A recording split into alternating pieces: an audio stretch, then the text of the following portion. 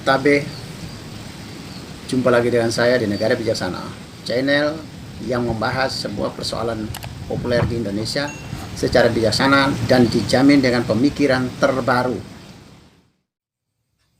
Hari ini saya mau bicara soal heboh di Indonesia tentang Jokowi 3 periode masa jabatan presiden. Ada yang menginginkan Jokowi 3 periode, ada yang tidak menginginkan. Tetapi fakta menunjukkan bahwa konstitusi kita menetapkan hanya 2 periode.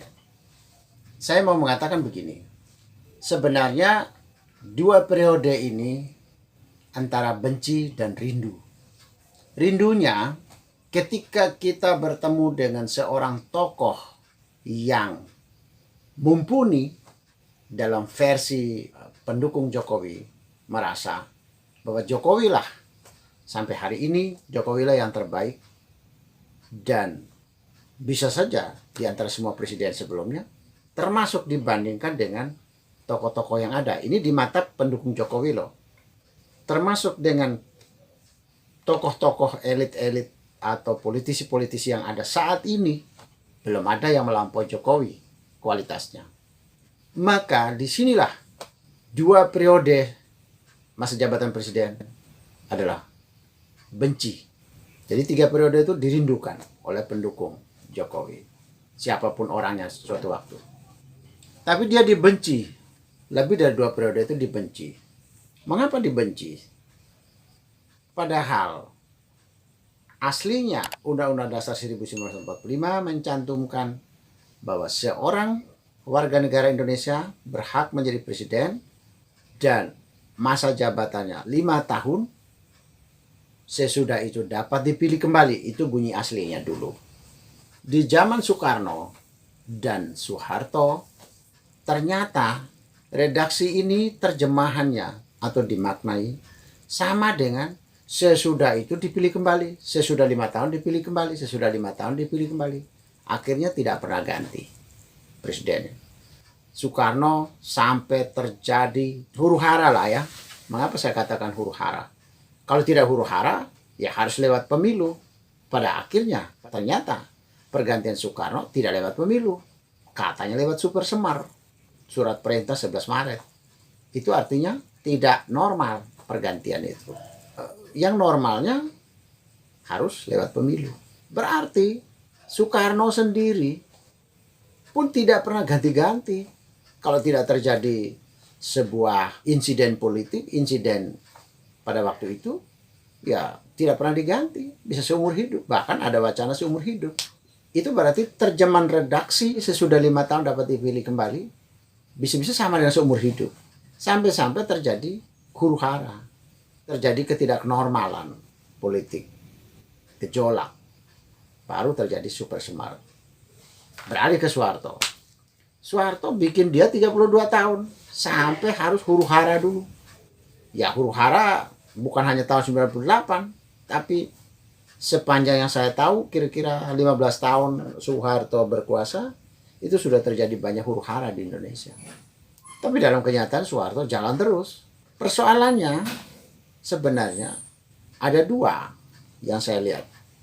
Pertama, orang jengkel dengan makin lama kok KKN makin pekat.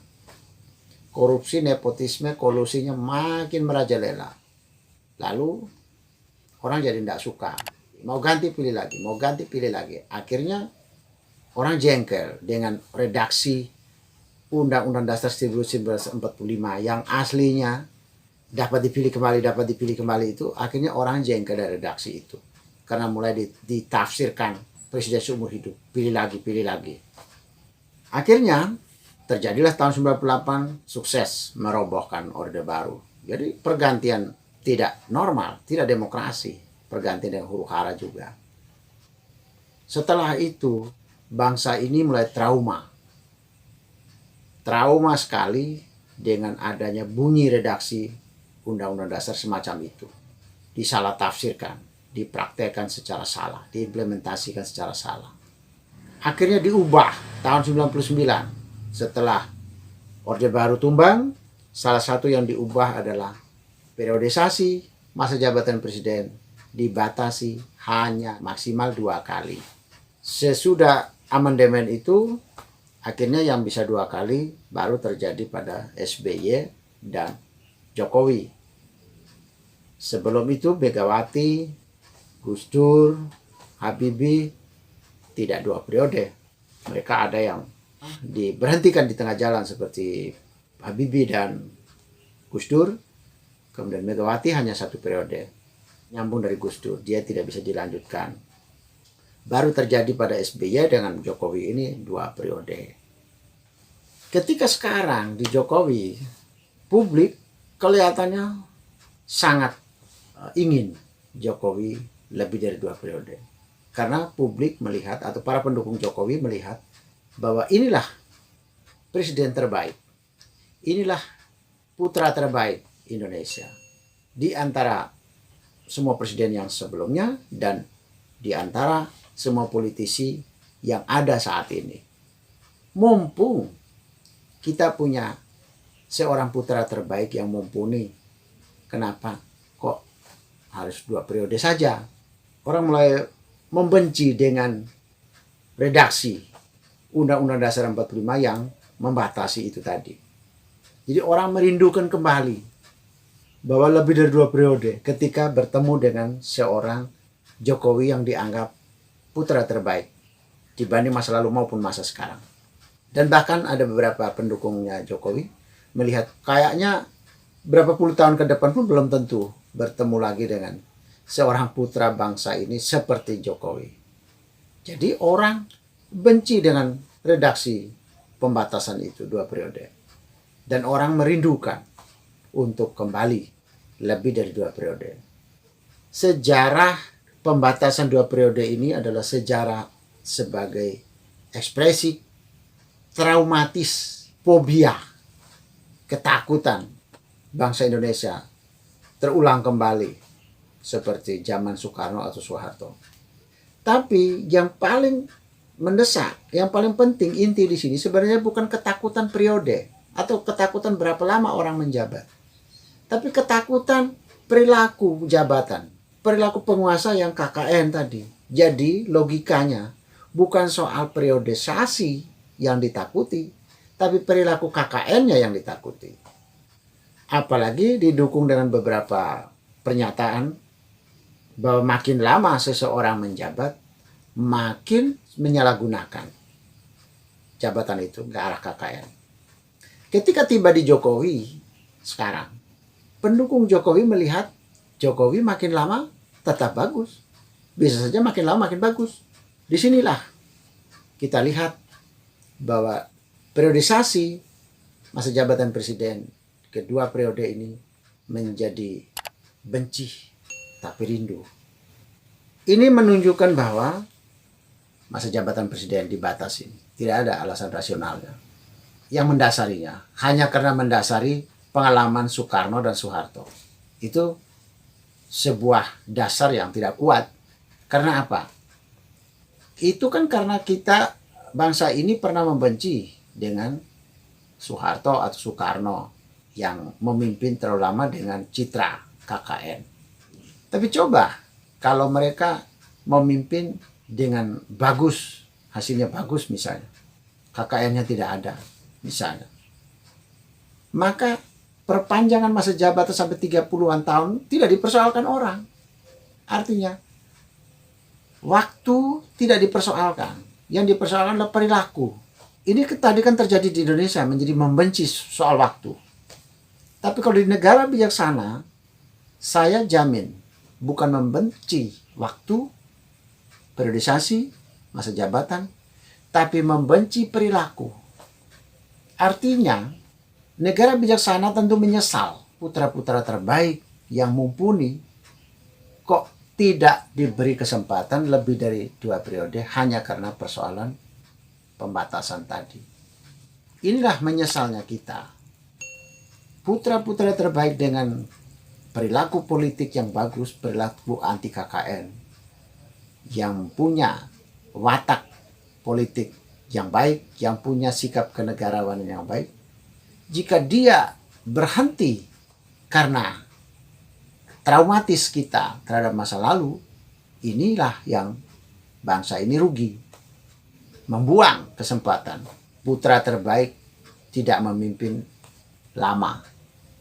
Oleh karena itu, kalau di negara bijaksana, kembali memberlakukan tidak membatasi seseorang dalam masa jabatan, tetapi dapat dipilih kembali meskipun berubah redaksinya. Tetapi maknanya memang seseorang tidak dibatasi sepanjang rakyat masih memilih dia. Yang paling penting di sini kan sebenarnya kita lihat sistem politiknya yang ditata. Jika sistem politik ditata dengan baik, maka berapapun periode tidak ada masalah karena kita akan memilih presiden terbaik. Tapi kalau sistem otoriter seperti zaman dulu, di mana pemilu partai politik disetel, pemilihnya dipaksakan untuk memilih salah satu sosok, terjadi intimidasi seperti zaman dulu, partai jadi milik Soeharto misalnya. Inilah kalau pemilu-pemilu dilaksanakan tidak demokratis dengan undang-undang kepemiluannya tidak demokratis, maka kita akan memunculkan pemimpin jelek, pemimpin yang lalim. Maka tidak ada pembatasan, itu berbahaya. Tapi kalau sistem politik kita mulai dari undang-undang partai politik, undang-undang kepemiluan, dan semua paket undang-undang politik kita ditata dengan bagus, maka tidak punya peluang orang yang berwatak harimau, yang berwatak jelek tidak akan bisa muncul. Sehingga orang seperti itu diberi tanpa batas waktu pun bisa. Boleh. Itu saya pastikan kalau di negara bijaksana kembali tanpa pembatasan seperti bunyi Undang-Undang Dasar 45 aslinya. Meskipun diubah redaksinya agar tidak disalah artikan atau tidak diselewengkan.